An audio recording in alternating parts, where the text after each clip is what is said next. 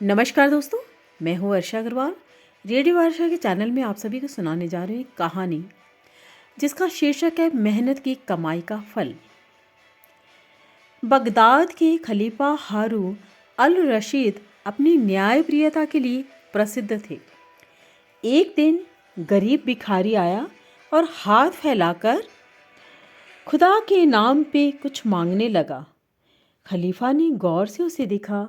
भिखारी जवान तथा शरीर से मजबूत था। खलीफा ने सहानुभूति के स्वर से पूछा, भाई सच सच बताओ, तुम्हारे पास क्या क्या है? भिखारी ने बताया कि उसके पास 2 बर्तन और एक फटी चटाई के सिवा कुछ भी नहीं है। उसने यह भी बताया कि रोज जो भी भीख में मिलता है उसी से वह पेट भरता है। खलीफा ने कहा, अगर तुम मेरी बात मानो तो मैं तुम्हारी सहायता कर सकता हूँ। भिखारी ने वचन दिया कि उनकी सलाह के अनुसार ही वह कार्य करेगा। यानी कि भिखारी ने कहा, ठीक है, आप जो कहेंगे उसी सलाह के अनुसार मैं अपने कार्य को करूँगा।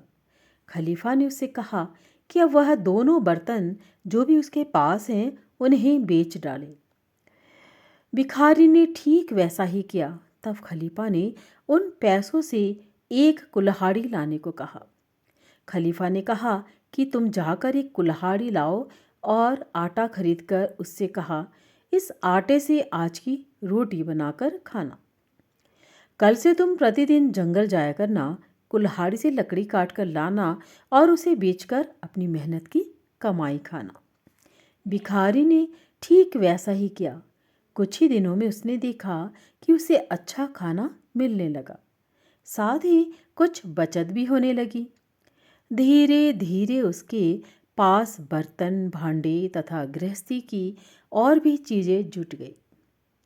खलीफा द्वारा दिया गया बुद्धिदान उसके लिए अमूल्य निधि साबित हुई और आजीवन सुखदायक रही। जी हाँ दोस्तों, इस कहानी से हमें यही शिक्षा मिलती है कि यदि हम मेहनत से कुछ कमाते हैं, मेहनत करके कमाते हैं, तो धीरे धीरे वह बढ़ता ही है। फिर चाहे धन हो, दौलत हो, पैसा हो, बुद्धि हो, ज्ञान हो, जिसमें भी मेहनत डाली जाए एक दिन जरूर रंग लाती है।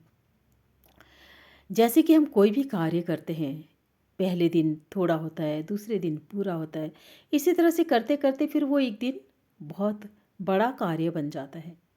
कोई भी चीज़ छोटी या बड़ी नहीं होती। मेहनत कहीं पे भी हार नहीं मानती। इसलिए मेहनत करते रहिए और फल का मज़ा लीजिए।